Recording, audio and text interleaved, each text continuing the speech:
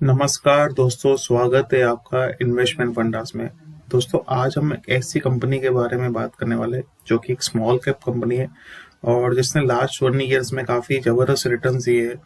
तो आज हम इस कंपनी का पूरा फंडामेंटल एनालिसिस करने वाले हैं और हम इस कंपनी के बिजनेस को समझेंगे और कंपनी की क्या सेल्स ग्रोथ रही है और पूरे फाइनेंशियल्स इस कंपनी के हम देखेंगे।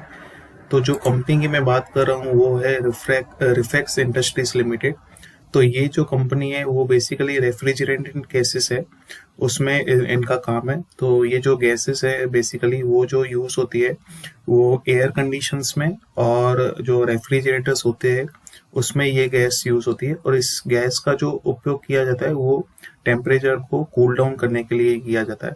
तो कंपनी का जो बिजनेस है वो बेसिकली एक तो ये रेफ्रिजरेटेड गैसेस में है, और सेकेंडली जो कंपनी है वो कंपनी सोलर एसेसरीज प्रोवाइड करती है और जॉब रिलेटेड सर्विसेज भी देती है। कंपनी का साथ में जो बिजनेस है वो है कोल एश मैन्युफैक्चरिंग का। तो कोल प्रोड्यूसिंग कंपनी भी ये करती है।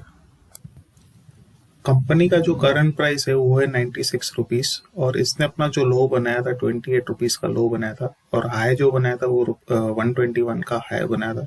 तो आप देख ही सकते हैं कि काफी जबरदस्त ग्रोथ कंपनी ने दिखाया है। अभी कंपनी के फाइनेंशियल्स देख लेते हैं कि वो कैसे है। तो अगर मैं ईयर ऑन ईयर सेल्स की बात करूँ तो हम देख ही सकते हैं कि मार्च 2018 में 77 करोड़ की कंपनी की सेल्स थी, जो कि मार्च 2019 में इंक्रीज होकर 461 करोड़ की होगी। तो आप यहाँ देख ही सकते हैं कि 500% का सेल्स ग्रोथ कंपनी ने दिखाया है। और मार्च 2020 में 66 करोड़ के आसपास का 661 करोड़ के आसपास का सेल है, तो अराउंड 43% का ग्रोथ है। वहीं ऑपरेटिंग मार्जिन जो कंपनी का है वो 8% है। और नेट प्रॉफिट की बात करूं तो कंपनी का 2019 में 32 करोड़ का नेट प्रॉफिट था, और ये 2020 में ऑलमोस्ट उसके आसपास ही है, 33 करोड़ का। वहीं अगर मैं क्वार्टरली फिगर्स की बात करूं तो क्वार्टर में हम देख ही सकते हैं कि ईयर ऑन ईयर यहाँ पे सेल्स इंक्रीज हो रही है। हालांकि मार्च 2020 और जून 2020 में ड्यू टू कोविड की वजह से इनका सेल्स में थोड़ा हमें डिक्रीज देखने को मिल रहा है। पर अगेन अगर अगर आप सितंबर 2020 में देखोगे तो अगेन जबरदस्त सेल्स की है कंपनी ने, अराउंड 258 करोड़। अगर मैं इसके लास्ट सितंबर क्वार्टर के साथ कंपेयर करूं सितंबर 2019 के साथ, तो ये 161 करोड़ था, और जो कि इंक्रीज होकर 258 करोड़ हो गया। तो काफी जबरदस्त सेल्स हुई है इस क्वार्टर में। वहीं ऑपरेटिंग मार्जिन भी इंक्रीज किया हुआ है कंपनी ने, जो कि है 22%। और अगर मैं नेट प्रॉफिट देखूं कंपनी का तो वो है 16 करोड़ एज ऑन सितंबर 2020। हालांकि मार्च में इनको लॉस था, जो कि इतना ज्यादा लॉस नहीं था, -4 करोड़ का था।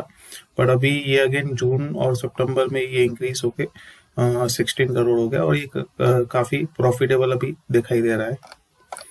वहीं अगर मैं डेटर्स डेज की बात करूं तो कंपनी के जो डेटर्स है आप देख ही सकते हैं कि मार्च 2018 में काफी ज्यादा डेटर्स दे थे, तो ऑलमोस्ट 173 डेज, मतलब 180 डेज के आसपास के डेटर्स दे थे। ऑलमोस्ट 6 महीने में मतलब इनको पेमेंट आती थी अपने क्लाइंट्स के थ्रू। लेकिन अभी मार्च 2019 में ये डिक्रीज होकर 69 हो गया है, और मार्च 2020 में ये और डिक्रीज होकर 40 डेज हो गया है। तो डेटर डेज जितने कम होंगे उतना ही कंपनी को जो अपने ऑपरेशंस है, जो कि ऑपरेटिंग एक्टिविटीज है, उसको मैनेज करने में काफी इजीनेस रहता है। वहीं अगर मैं cash flow from operating activities की बात करूं तो ये पॉजिटिव रहा है, पर लास्ट कुछ ईयर्स में जैसे कि 15, 16 और 18 में ये माइनस था। लेकिन अभी एज ऑन मार्च 2020 में ये 12 करोड़ के आसपास है cash flow from operating activities. और नेट कैश फ्लो जो है एज ऑन मार्च 2020 में वो है 17 करोड़ है।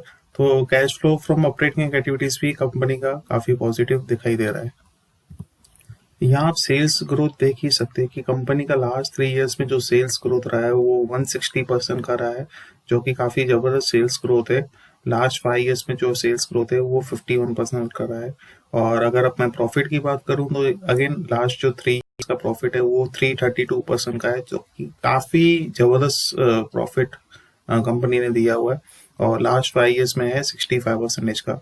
वहीं अगर मैं स्टॉक प्राइस की बात करूं तो लास्ट 1 ईयर में अराउंड आप देख ही सकते हैं कि 84% के रिटर्न है, लास्ट 3 इयर्स में 62 के। तो ये लगातार आप देख सकते हैं कि यहाँ पे इंक्रीज हो रहा है। अभी कुछ रेशियोज देख लेते हैं।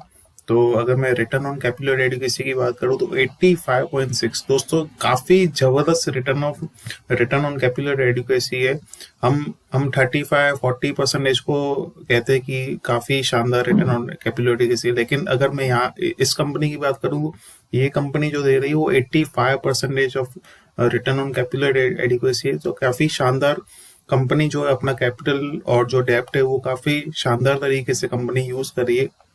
वहीं अगर रिटर्न ऑन इक्विटी की बात करूं तो 62% ऑफ रिटर्न ऑन इक्विटी है। तो रिटर्न ऑन कैपिटल एडिक्वेसी और रिटर्न ऑन इक्विटी काफी शानदार है कंपनी की। शेयर होल्डिंग पैटर्न में अगर हम बात करें तो 34% के आसपास इनकी लास्ट जून 2020 तक इनकी जो शेयर होल्डिंग थी वो 34% के आसपास थी, और ये इंक्रीज होके ऑलमोस्ट अभी यहाँ पे 50% हो गई है एज ऑन सितंबर 2020। मतलब कंपनी ने अपने ही शेयर्स बायबैक किए हुए, और अगर हम देखें तो 15% के आसपास यहाँ पे बायबैक दिखाई दे रहा है।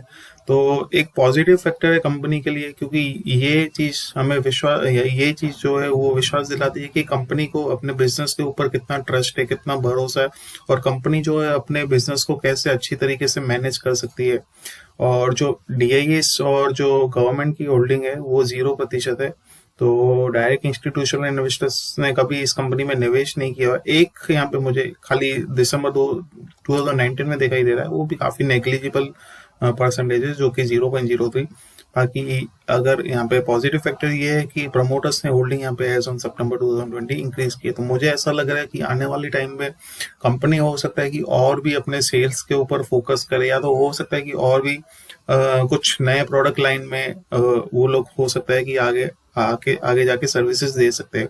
और पब्लिक की जो होल्डिंग है वो अराउंड 50% के आसपास है। कंपनी का जो डेट टू इक्विटी रेशियो है वो भी 0.07 है, तो काफी manageable debt to equity ratio है। वहीं अगर इंटरेस्ट कवरेज की बात करूं तो ऑलमोस्ट 45 का इंटरेस्ट कवरेज है, तो काफी शानदार इंटरेस्ट कवरेज रेशियो है कंपनी का। तो ओवरऑल जो कंपनी के जो फंडामेंटल्स दिखाई दे रहे हैं वो काफी बेहतरीन दिखाई दे रहे हैं। और अगर चार्ट पैटर्न देखो तो ये लगातार यहाँ पे कंपनी ने कहीं ना कहीं कंसोलिडेट किया था अप्रैल से लेकर नवंबर के बाद इस कंपनी में जो हमें तेजी दिखाई दे रही है वो काफी जबरदस्त तेजी है।